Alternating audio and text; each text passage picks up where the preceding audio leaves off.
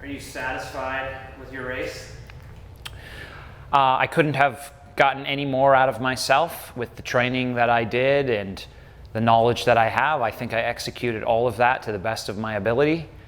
And so I am deeply satisfied, and it gives me confidence that I can do well in Kona. I've struggled every single year that I've been there on the run. And that still is the goal for me, is to win Kona one day. And so now I have, belief that if I continue to stay on this path, that I can run well in Kona. And in order to do well in Kona, you need to run well.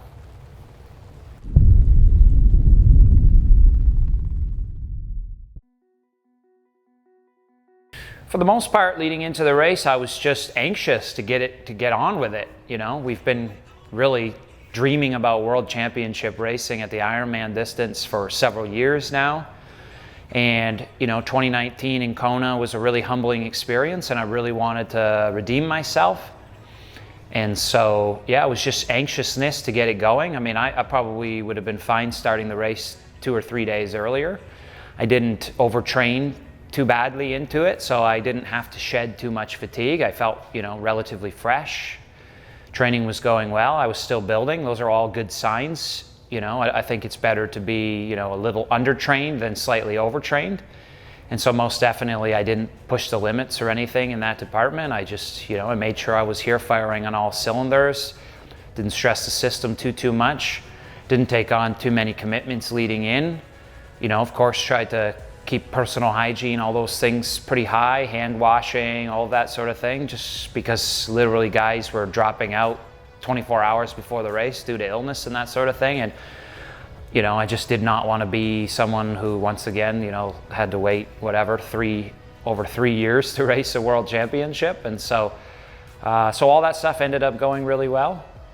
And then, it just was get a good night's sleep, get on the schedule decently well. I mean, I'm not a morning person, so 6:15 a.m. start is always going to be horrible, but I did decently well, rolling my sleep behaviors backwards. The day before the race, I got off the coffee at 9 a.m., which is like a record for me, and I fell asleep at a decent time, and then I actually woke up really without the alarm going off pre-4 a.m. So I don't think that any of that department could have went any better.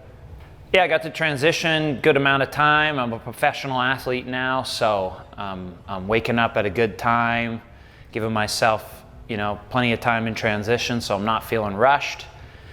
Worked out good this time, got a good run warm-up in, got the wetsuit on, got down to the swim start right when they let us into the water. Unfortunately, they only gave us a 5-minute swim warm-up, so, not great for a weak swimmer, but we had practiced this.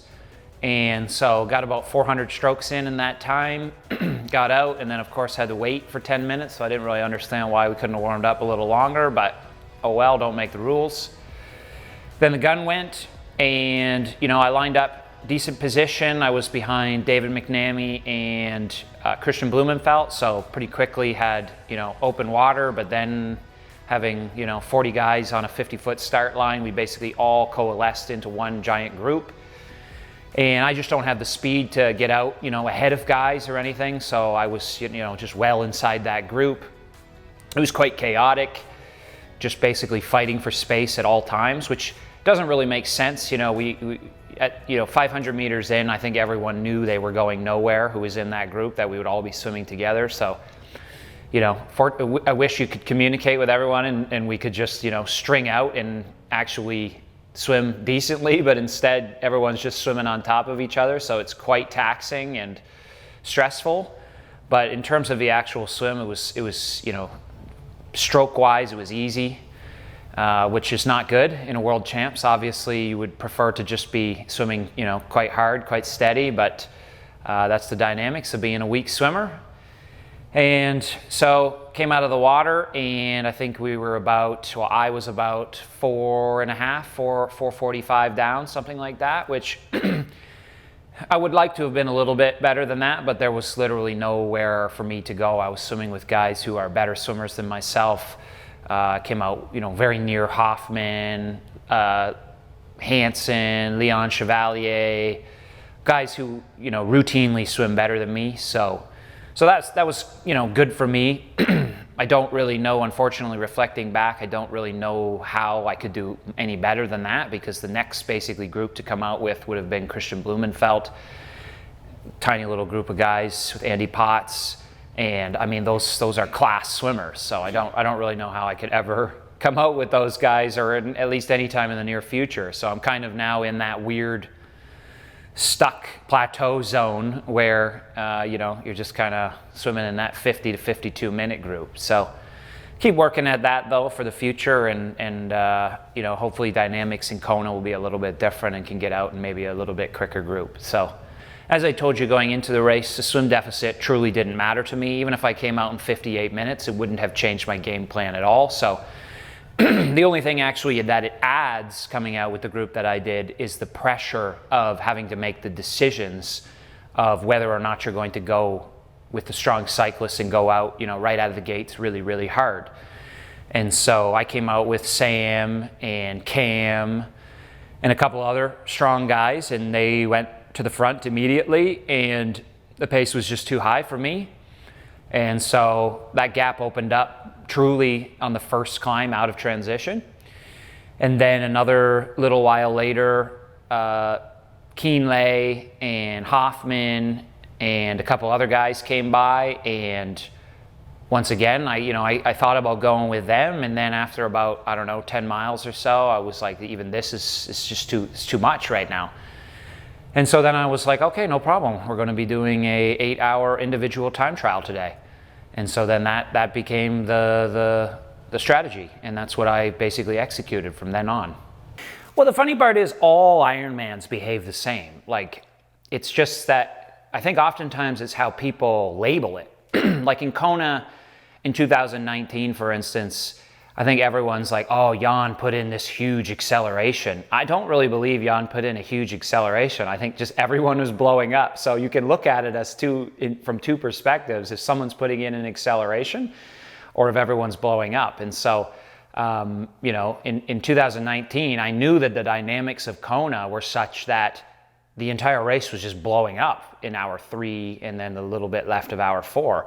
And so, that is pretty well how most Ironmans pan out on the bike. So I just took solace that I was riding within myself, and I just continued to ride within myself. And of course, when you pull back groups who had, put quite a bit of time into you, of course that's motivating, but it didn't really change anything. I still pushed the same power. I just never really blew up. I just rode within myself.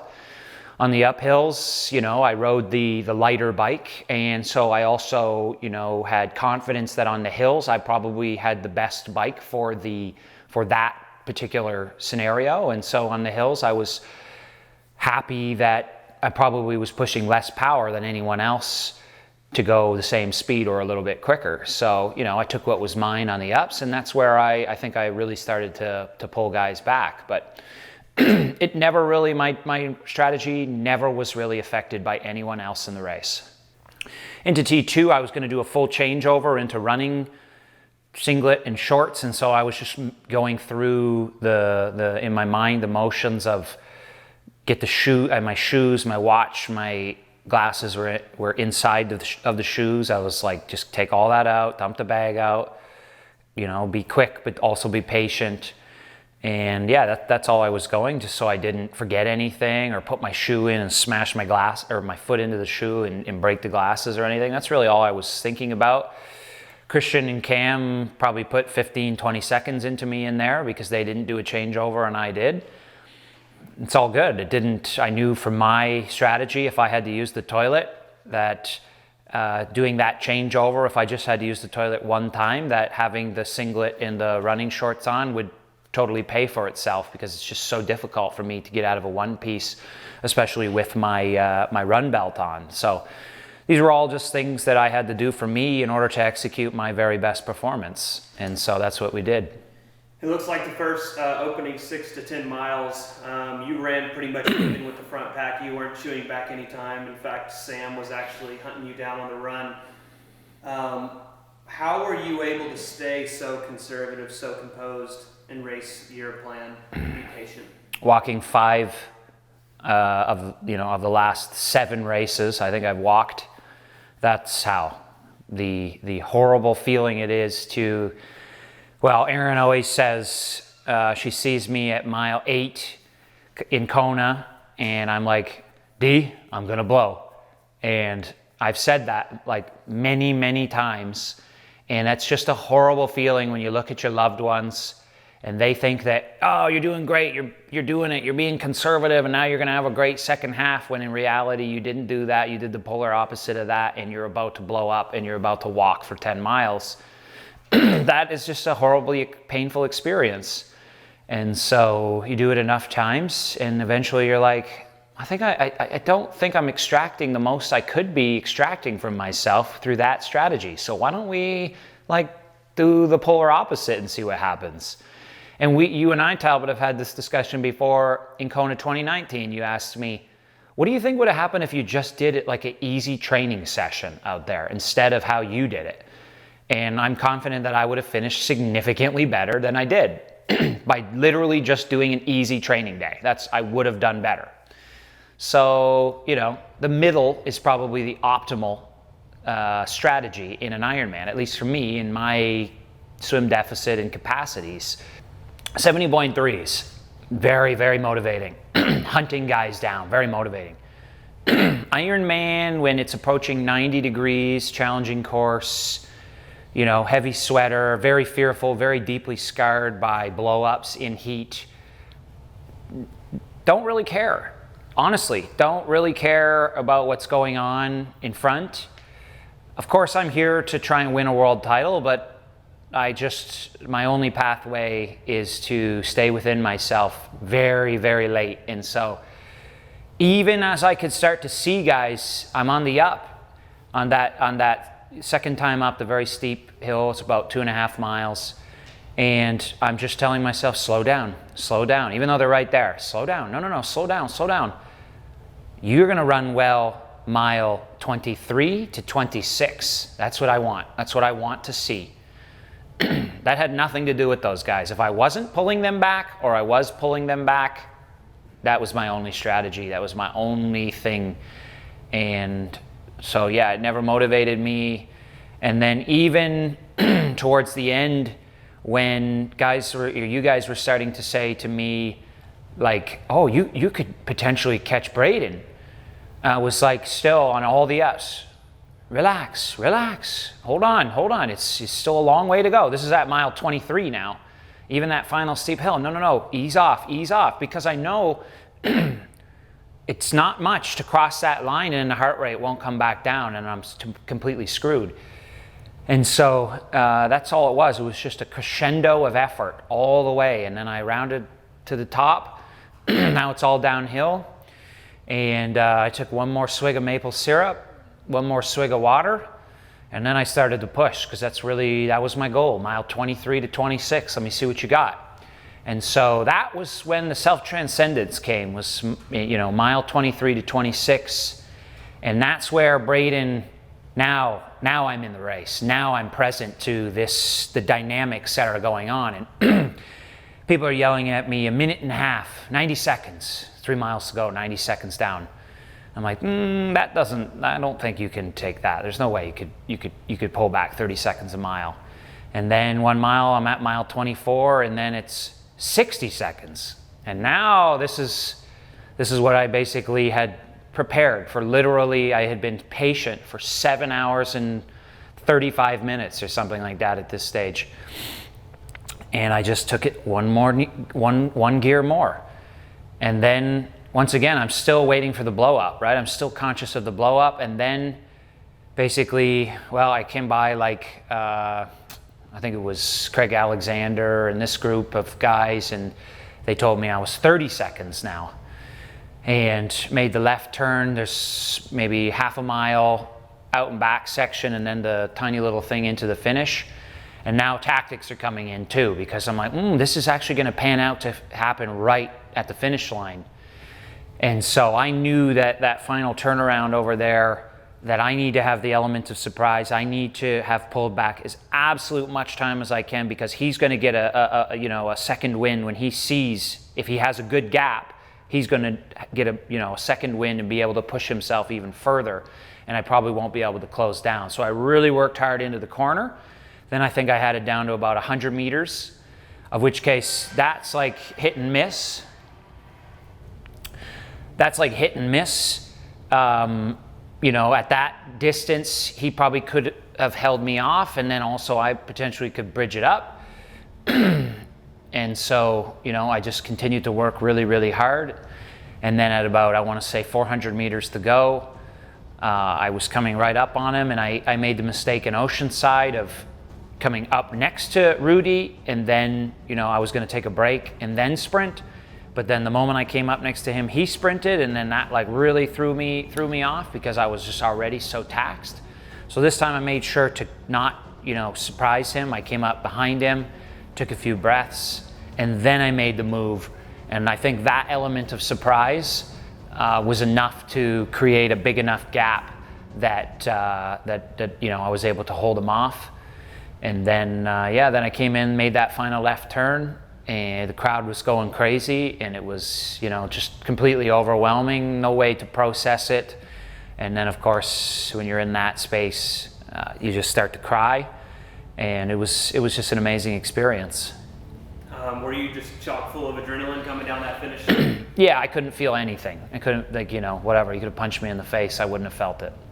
How stoked were you to be second at another Ironman World Championship? Well, I'm a bit different this time round, having done it once before. This time round, of course you don't. The first time I did it, it was like, yes, you finally did it. You're there. You can win it next year, This time round, it's much more like, okay, great work. I still don't know if I can win it, you know what I mean? Like, it's going to take everything inside of my body. It's satisfying. For me, the biggest satisfaction is it was pretty hot, and I closed the second half of the marathon well. The position, that's cool, it's great, but it doesn't really motivate me that much. I want to see how far I can go in terms of actual output. And so I definitely see more room for improvement. It was a good race. It wasn't like the greatest race ever for me, I don't think.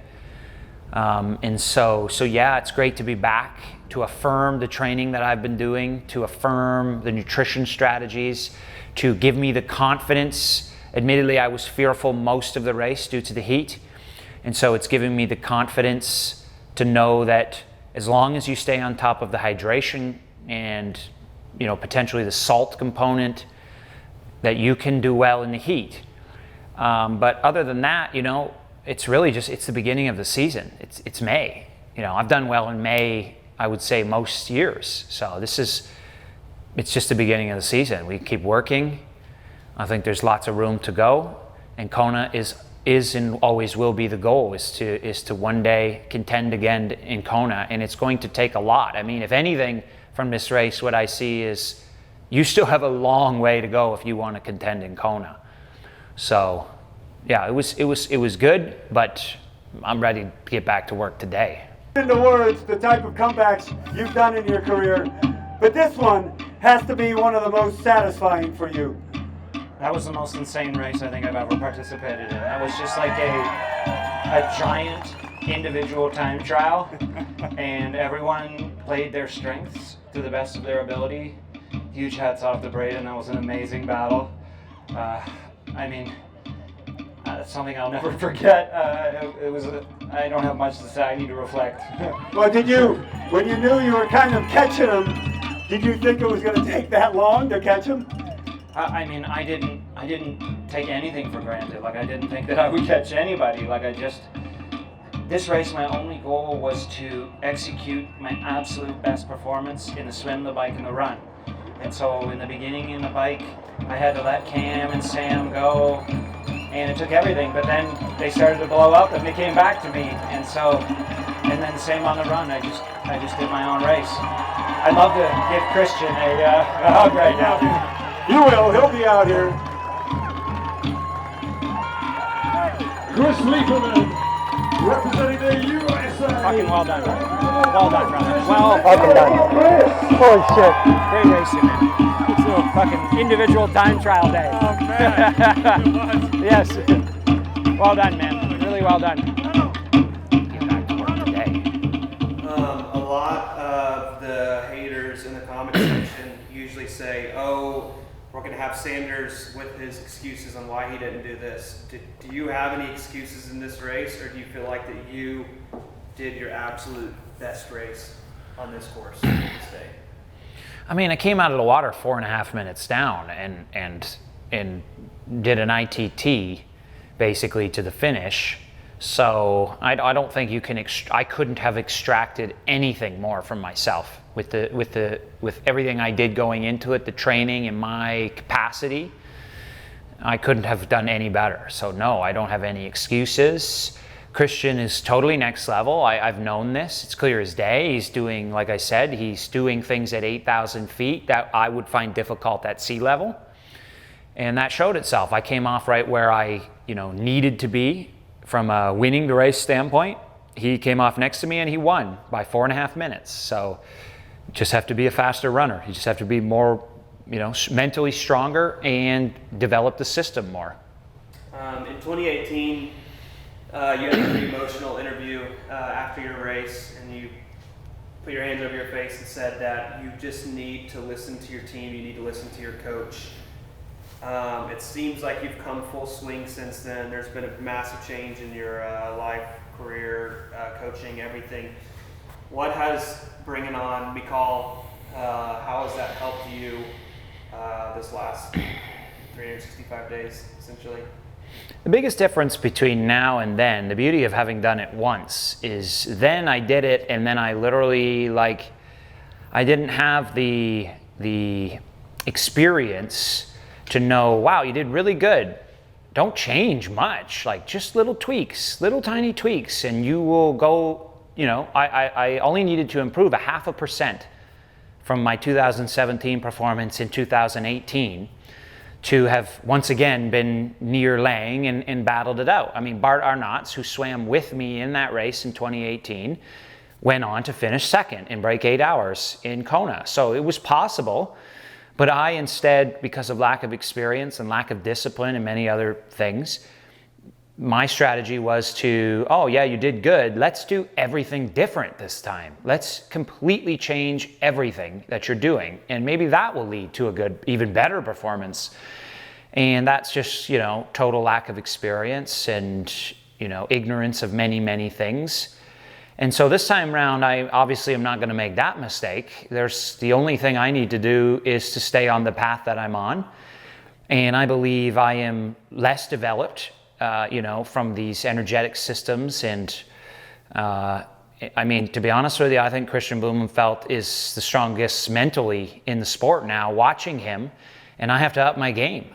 He is insane, and it's a different level. And I've been fortunate that I've been able to interact with him and see how he approaches the game, what his mindset is like. And that's inspiring for me. And I do believe there's room to grow in the mental strength department as well. But undoubtedly, I have to develop the system more, and that just takes time. And so there's not a ton to change. It's just to continue doing what you're doing and continue to apply yourself and continue to, hone your strategic prowess and to, just understand the game better. And of course, if you can make a gain in the swim, that'd be great. But, I think I'm doing pretty good in the swim department. Of course, if, maybe from an aerodynamic standpoint, I shouldn't have used the bike that I used, but from a weight standpoint, it was the correct bike, I believe. So, those are things we'll think about differently for Kona, obviously. But that's it. There's really nothing to change. We just keep working hard, and if I do that, I think for the next 2 to 3 years, that will be my peak. And if it's good for the win, it's good for the win. And if it's never good for the win, then I'll be fine with that as well. The big thing for me, the nice part about doing this YouTube stuff is that you say stuff, and yeah, I used to say stuff, and you even have made some, funny, make fun of me videos from, I'll say something and then completely contradict myself in the race or, a few months later. Eventually, though, you become aware of that, and you're like, okay, so if you're saying something, then why don't you do it? Why don't you actually execute it? So the beauty is you can begin to harness this medium to actually set yourself up to be accountable. And so that was, I said my race strategy many times, mainly to keep myself accountable. So yes, of course, everyone at home is helping me stay accountable, because if I say something, then I would like to do it. And that's what I did. And like I said, had it panned out differently and I finished 20th, I still would be sitting here happy with my result from a execution standpoint, because I think that's the first and foremost, most important piece of doing Ironmans well, is executing what you believe to be the absolute best strategy for your race. So yes, I thank everyone for tuning in, because everyone's keeping me accountable. And also, I want to continue to learn and share the journey and the growth, so that that was a great experience. Ironman doesn't have to be this like horrible thing where you're like walking and you're 3/4 dead at the finish line. That's not correct. If that's how it's going, then you're doing it incorrectly. And at some point, you have to learn all those lessons. And so I hope that if anyone learns anything from this, it's that Ironman is of course, the final 40 minutes was very, very painful. But this is a race, and you're supposed to race it right through to the finish. And it is possible to race an Ironman right through to the finish if you execute it properly and learn all the lessons that need to be learned. And so, this is a outlet for me to continue to learn and grow and hash out all of those lessons that further ingrain, the depth of learning in my mind. So it's very important for many aspects for me, everyone at home tuning in. So I just want to say thanks to everyone for following along. It's been fun. It's been odd to have a world championship, early. It's also weird that, we still have I feel like it's the end of the season speech right now, and yet it's literally kind of like the first race of the season. But I do thank everyone for tuning into the series. Talbot did a great job. I think give us some feedback for how we can continue to grow and improve and create, novel content, because that's very helpful for us. And I hope that everyone's training well, and I hope to see everyone on the start line soon. And thanks for following along.